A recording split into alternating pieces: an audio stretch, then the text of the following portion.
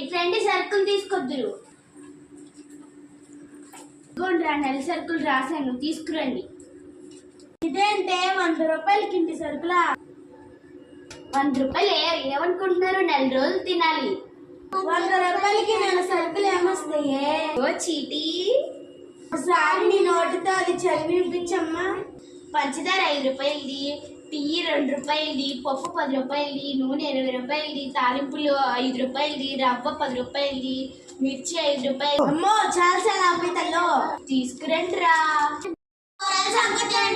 ముందింటి ముసలమ్మ ములక్కాయలు, వెనకాల పొలంలో అరటికాయలు, బావి పొలంలో బచ్చల కూర, మన ఇంట్లో మామిడికాయలు సరిపోతాయిలే.